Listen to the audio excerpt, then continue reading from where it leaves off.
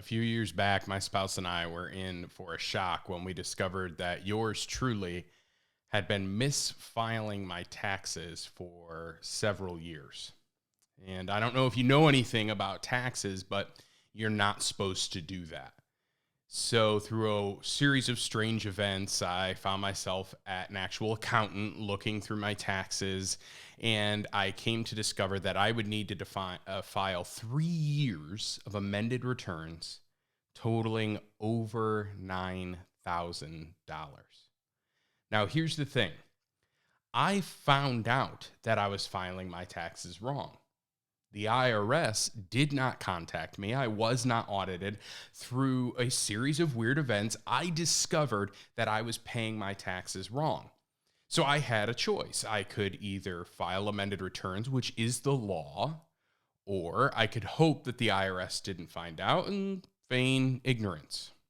Well, as I believe the scriptures would have us do, we went ahead and filed those amended returns and paid out the money. Why? Well, that's today's verse of the day.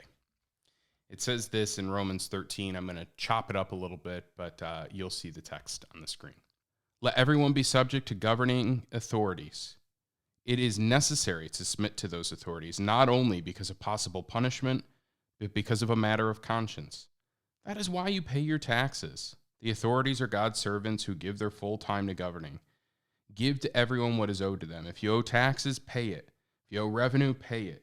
If you owe respect, pay it. If honor, pay it. Now, let's make no bones about it.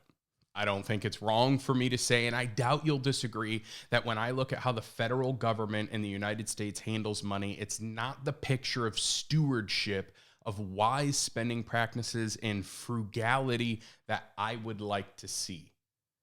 So owing the federal government $9,000 is not something that we want to hand over willingly, because $9,000 is a ton of money for my family, and it is 0.00001 second in federal government crazy spending land. But I was bound, and you are bound. And Paul says we're bound to be good citizens and to respect the authority of the governing authority here, specifically in regards to taxes, by paying what is owed. And he says there's two reasons for doing that. The first is because they've got a rod that they can punish us, and that would have been true. The government waived all penalties and fees because I self-reported my mispayment.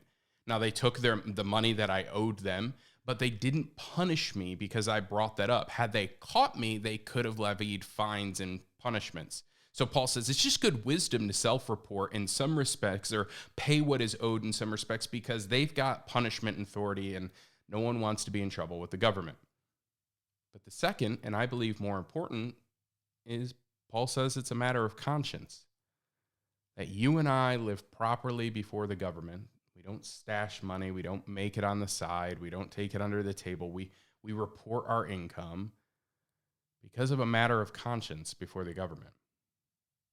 Now, my conscience dictates that the government is not a good steward. But as I can't change that from the comfort of my living room, I write the check because I'm also conscience bound by the scriptures to pay what is owed and to live at debt with no one. You see, Paul continues this section right in Romans 13, verse 8, when he says, let no debt remain outstanding, except for the continued debt to love one another. Our only debt is to love one another. So if you owe the government, pay them. If you owe your neighbor, pay them. If you owe your employees, pay them. And let the only debt that stands between you and other people be the debt of ongoing love in the name of Christ. It's easy in this day and age to try and hide a little here, hide a little there. But as Christians, we really are called to pay what we owe, even when that's challenging, even when it's more than we know what we're going to do with, and even when we don't necessarily think the government does a great job stewarding it. Our conscience is seared